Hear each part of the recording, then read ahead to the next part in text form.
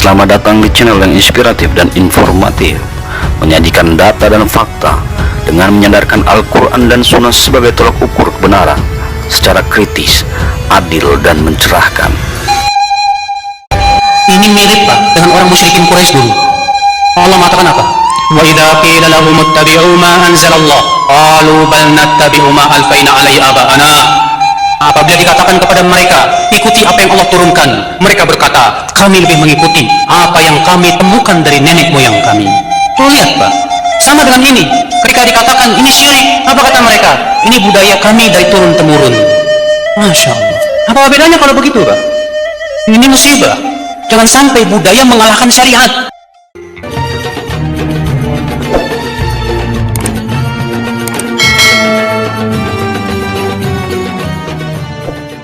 Assalamualaikum warahmatullahi wabarakatuh.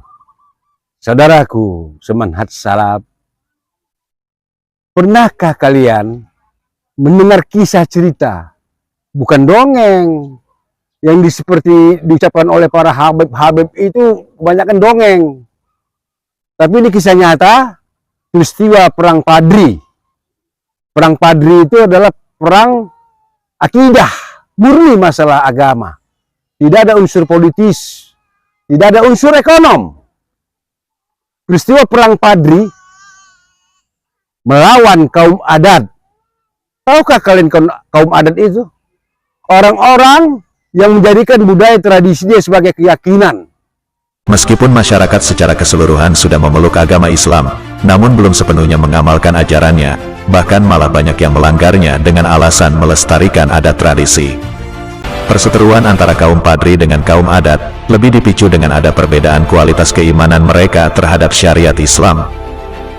Kaum Padri yang notabene-nya lebih menempatkan syariat Islam sebagai pedoman hidupnya, berhadapan dengan kaum adat yang masih memegang adat setempat, yang notabene-nya memang banyak yang bertentangan dengan syariat Islam.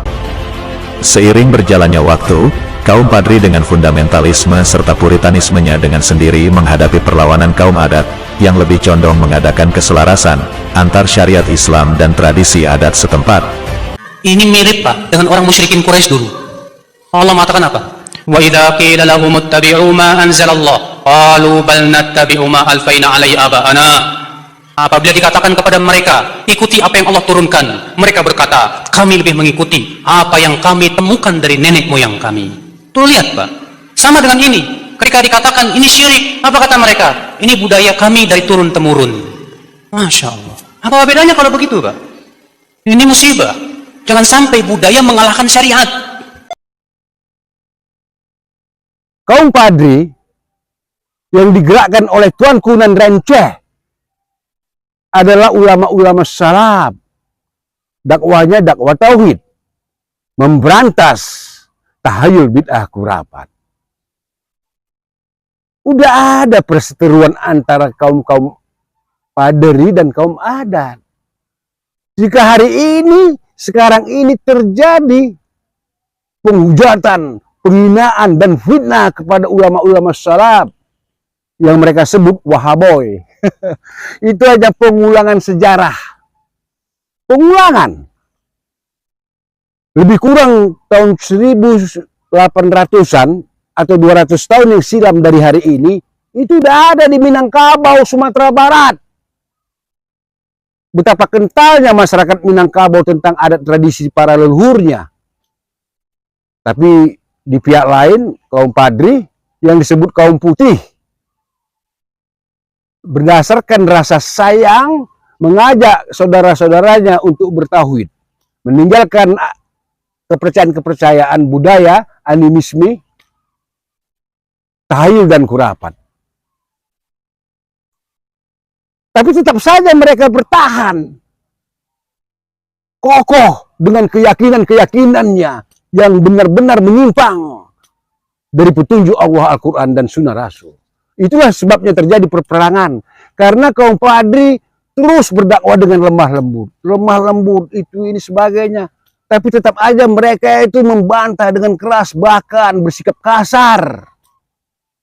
Itulah terjadi peperangan. Tapi atas izin Allah, pertempuran antara kaum adat dengan kaum Padri dimenangkan oleh kaum Padri. Ini atas izin Allah.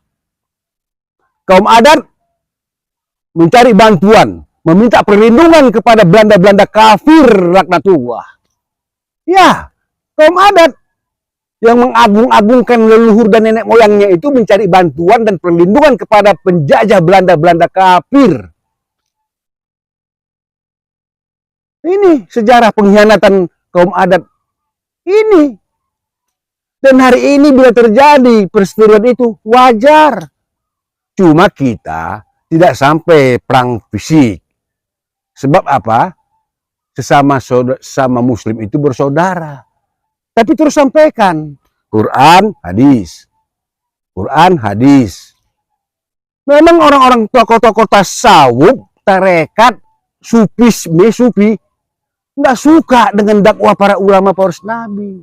Nggak suka. Itulah kenapa Syekh Muhammad yang punya bapak Abdul Wahab sangat anti kepada Syekh Muhammad. Karena Abdul Wahab itu tokoh sufi, tokoh tasawuf. Begitu juga abang Syekh Muhammad. Sepaham seakidah dengan bapaknya. Orang sufi, orang tasawuf. Nah, dua manusia ini yang dijadikan referensi sampai hari ini oleh tokoh-tokoh tasawuf, orang-orang tarekat, bahwa bapak Syekh Muhammad dan abang Syekh Muhammad anti kepada Syekh Muhammad. Jadi yang disebut Wahabi itu bukan Syekh Muhammadnya ini, Abdul Wahab, bapaknya. Tapi tetap aja salah mereka. Kenapa? Kebenaran tidak bisa dibungkus dengan api. Tidak bisa. Kebenaran itu adalah hak. Tetap para ulama-ulama poros Nabi, manhaj salaf, membela, meluruskan siapa Syekh Muhammad bin Abdul Wahab. Itu semua karena ridho Allah. Walaupun beliau dihujat, dicaci maki, tetap aja banyak yang membela dia. Karena yang membela ulama Syekh Muhammad bin Abdul Wahab ini bukan mengikuti pemikiran, karakter pribadi Syekh Muhammad bin Abdul Wahab, tetapi mengikuti ajaran-ajaran yang beliau bawa berdasarkan kitabullah Al-Quran dan sunnah Rasulullah.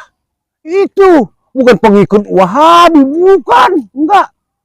Kita bukan pengikut manusia-manusia sekarang ini, tapi ajaran-ajaran yang beliau sampaikan berdasarkan dari Rasulullah dan para sahabat, tabi'in, dan para imam-imam mazhab. Ini dibawa, bukan pribadi dan pikirannya. Saya berharap saudaraku seiman seislam makin kokoh, jangan sampai terpengaruh dengan bisikan-bisikan setan-setan dari jenis manusia dan dari jenis jin. Di kolong langit dunia ini yang disebut Wahabi itu ada dua. Satu Syekh Muhammad bin Abdul Wahab yang dari Nazat. Satu lagi Sulaiman bin Rustum. Abdul Wahab bin Sulaiman bin Rustum. Abdul Wahab bin Sulaiman bin Rustum inilah yang terkontaminasi akidah dengan kaum-kaum Khawarij yang menghalalkan darah sama muslim. Ini dia Khawarij. Khawarij memang dilaknat. Rasulullah sendiri melaknat kaum Khawarij. Bukan Syekh Muhammad bin Abdul Wahab yang di Najd.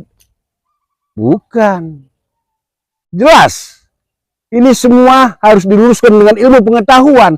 Bagi orang-orang ini, kalian yang ikut-ikutan karena tak berilmu, ngomong. Jangan. Perkataan kalian semua nanti akan dipertanggungjawabkan di umum mahsyar di hadapan Allah. Jangan kalian bicara jika tak tahu. Jangan. Jadilah manusia yang kritis dan penasaran. Cari tahu. Banyak sekarang bacaan-bacaan terbuka. Medsos, YouTube, media terbuka. Bisa kalian cari. Jangan ikut-ikutan. Jangan malas belajar. Terus belajar. Insya Allah kalian akan tahu mana setan, mana malaikat. Mana ulama syuk, ulama jahat, cinta dunia takut mati. Mana ulama pewaris Nabi yang mencari mengharap ridho Allah Ta'ala.